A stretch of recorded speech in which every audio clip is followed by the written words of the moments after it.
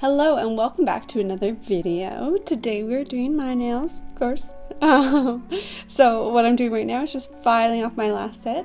If you haven't seen this set, I do have a video. I'll link that up in the cards below. Above is the word I'm looking for.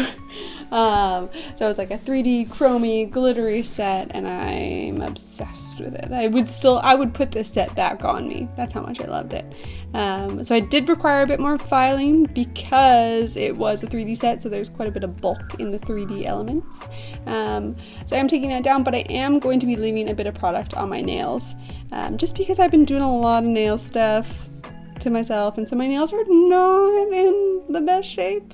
So we'll just keep them covered. I'm just taking down the free edge because we are going to be applying Gel X tips today. I'm very excited for that. And now I'm just filing out the corners, make them rounded. I generally find I need to do that so my tips fit my nails better. I do struggle a bit with tips fitting my nails properly, and I do think it's because I should more often be wearing the sculpted nails versus the natural nails.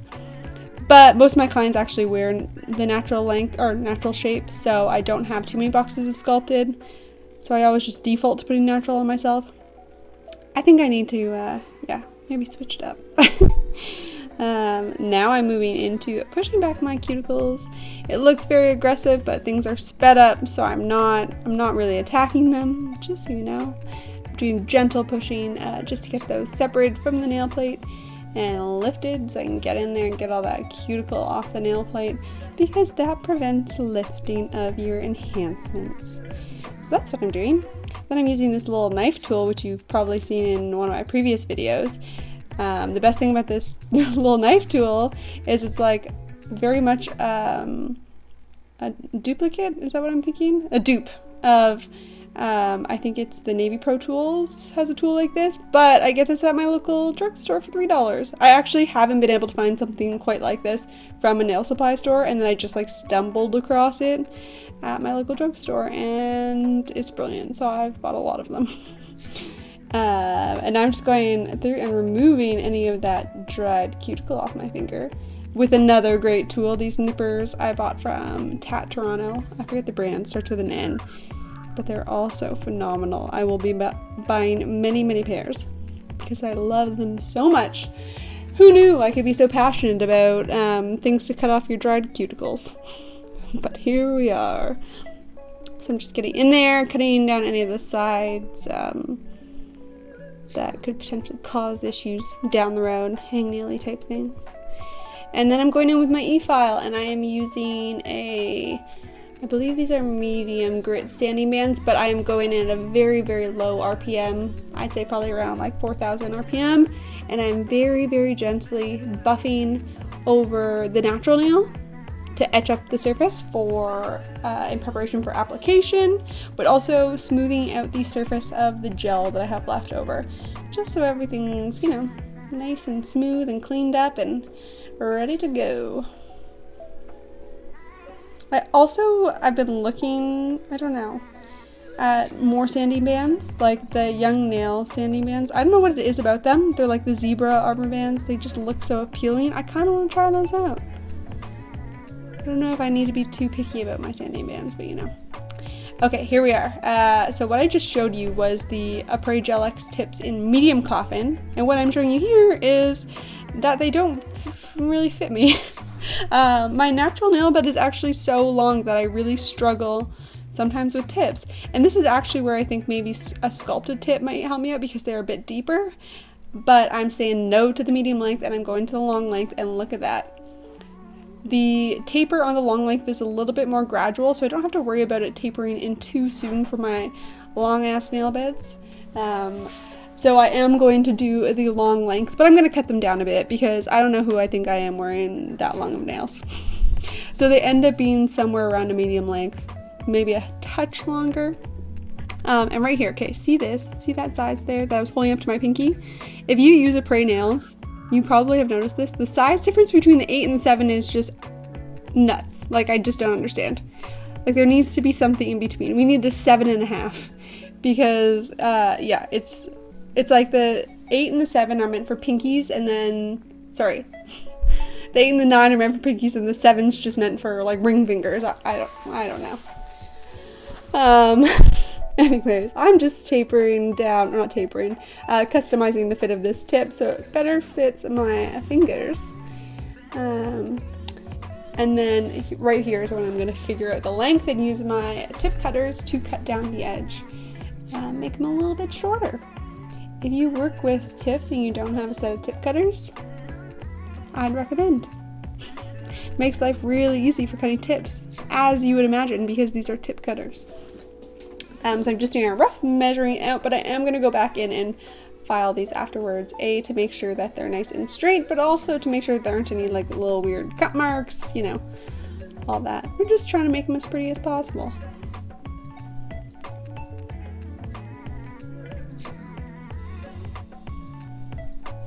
Now I'm going in with a buffer, which I feel like usually you don't see before you adhere tips, but I'm going in with my gel bottle buffer, and I'm buffing the entire nail because I'm going to be applying these tips after I apply the art. So I'm doing these like kind of press-on style, but I'm still going to be adhering them with gel rather than like nail glue as you would with press-ons. So they're still going to be applied like gel extension nails, but just in a different way, at a different time of the service. So I'm just etching the insides of the nails here to adhere them. And then I'm going over the nails with my 2-in-1 base coat from the gel bottle. I always, whenever I'm doing tips or press-ons, I always opt for this base coat instead of the rubber base coat because it's a bit thinner. I don't want to make the nails too bulky. So I'm just going over the entire nails with this. And I know that the massive wad of blue sticky tack can sometimes be distracting, but let's just pretend that it's not there. Just ignore that. And then I'm going in with the gel bottle Princess, and then we'll also be using the Luxa gel in Mai Tai later on. These are actually, okay, Princess has been my favorite pink for a really, really long time, but TBH, I think Carrie's Cosmo might be sneaking in there because I really am liking Carrie's Cosmo these days. But Mai Tai is my favorite red from Luxa. It's like the perfect like orangey red. I love it. So here I'm just mapping out my French. I use this little trick to kind of find my center line and then make sure my side arches are relatively even as my little hands can possibly get them.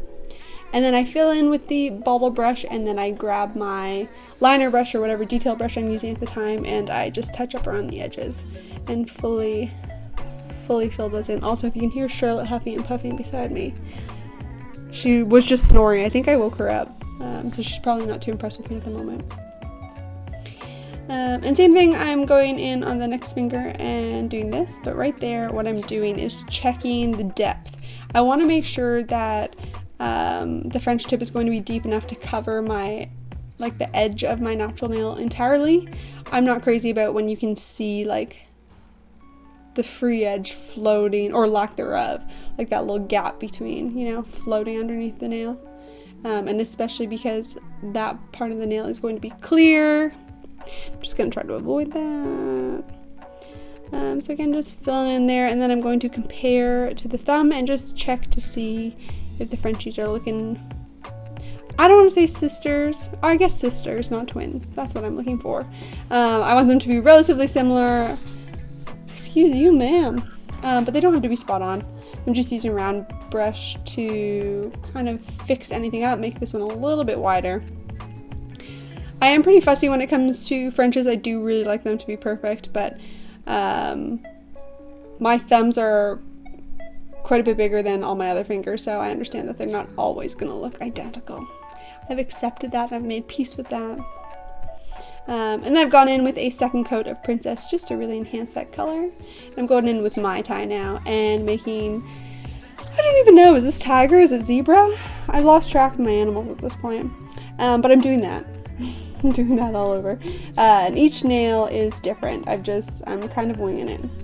Oh, and at this point, I would like to say that this is a recreation set. I was recreating the Nail Rituals, an amazing Valentine's Day set that she did for someone.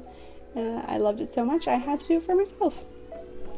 So I pulled out my little metal roses, and what I'm doing here is just bending the edges around brush, so then they kind of curve a little bit more nicely when I apply them to my nails. There is a tool for this. I do not own that tool. I don't think I do this kind of thing enough or use these kind of charms enough to warrant having an entire tool for it, but perhaps one day. And then I don't have to bend them around my brushes. And then I'm going in with the D-Gel extension gel. So this is their thickest pumping gel. Slapping a big dollop of that right there, and that's what I'm going to use to adhere the rose. I like using this kind of gel because it's very strong, because it is an extension gel, but it self-levels, and it kind of, you see how it just like oozed around the rose, so I don't have to worry about it getting, like, anything getting caught on the rose, anything like that. Just doing that, and then grabbing that round brush and smoothing out the edges so it's not too bulky right there in the center.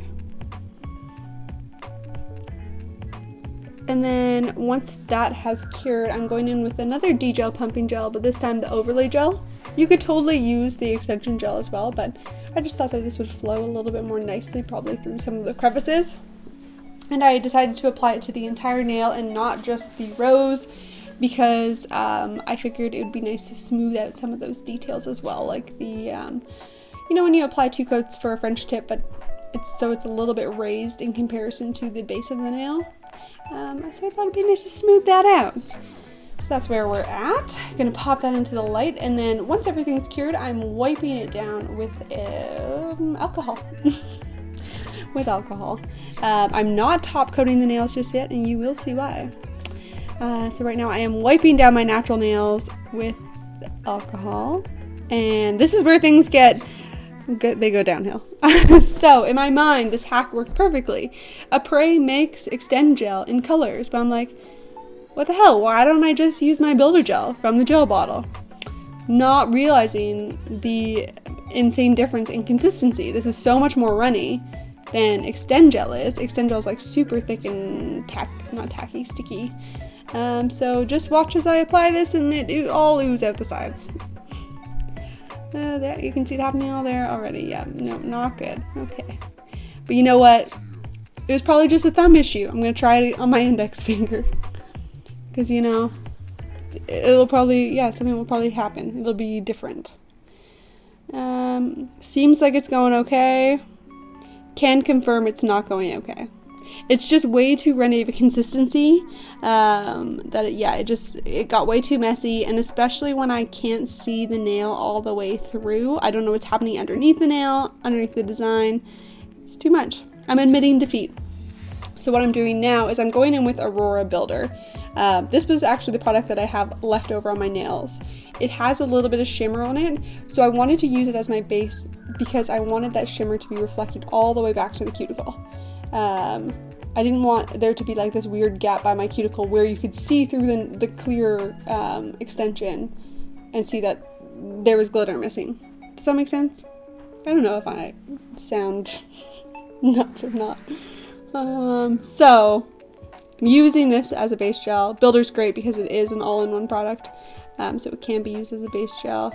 And so instead of using it to adhere nails, using the Builder to adhere nails, I'm going to use the Apres Extend Gel, as I should have done from the start. And I'm just using this as the base.